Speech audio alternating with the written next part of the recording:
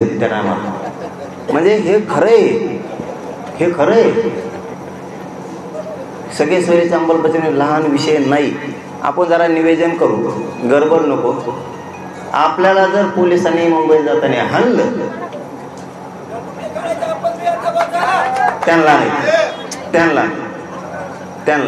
त्यांचा दोषच नाही. आपली इथे कुठेला रपा सगळं रक्त डोक्यात फोडू फोडू गाडी आपली सडकून काढ आपल्याला, तसं होणारच नाही. कारण आपण जातानाच 50 लाख ते 70 लाखापेक्षा जास्त जाणार.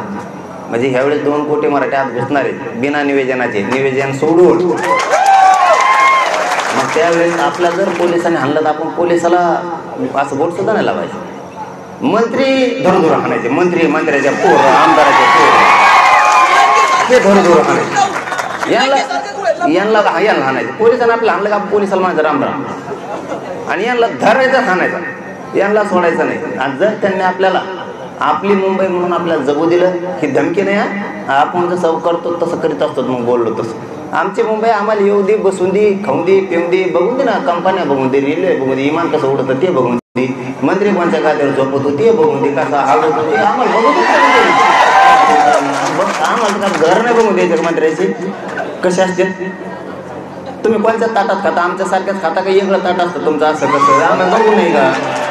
तुम्ही चहा कोणत्या कपात खाता, बिगर दांड्याच्या दांड्याच्या खाता, आम्हाला बघून द्या ना. आम्हाला बघायची इच्छा आहे, बाकी काही नाही. मंत्रालय कसं असतं बा, मंत्र्याचे बंगले कसे असते, बिस्किटाच्या कंपन्या कशा, रेल्वे कशी पळती, उलटी पळती का सरळ पळती, विमान अचानक उठत आहे का खाली बसत आहे, आम्ही बघितलं पाहिजे. आमची मुंबई आम्ही बघू नये का, मासे कसे धरते, काय काय चाललंय. ह्या वारीना निवेदनबद्ध जायचं. आपली मुंबईला त्रास होता कामा नाही. पण जर कोणी त्रास दिला तर आता पळायचं नाही, जागर तुमचा करायचा त्याचा.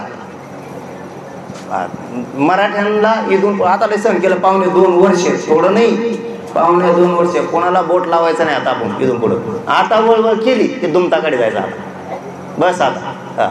आणि तुम्हाला मागच्या वेळेस सांगितलं होतं अंतरवालीकरांना की हे व्यासपीठ आपण हे आंदोलन आता स्थगित करतो, बंद करत नाही. हे आंदोलन आपण स्थगित करतोय.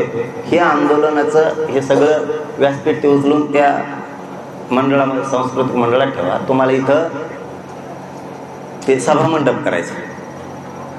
आता शक्यतो इथून पुढे उपोषण होणारच नाही.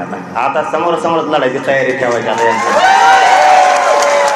कारण हे दगाफटका करणार नाहीत असं वाटतं. फडणवीस साहेबांना मी एकच शब्दाचं उत्तर मागितलं होतं, आणखीन मिळालेलं नाहीये. 8 मागण्या दिल्या, त्याची तुम्ही अंमलबजावणी करणार आहेत की नाही. तुम्ही नाही म्हणा, हा म्हणा, आम्ही उपोषण सोडतो.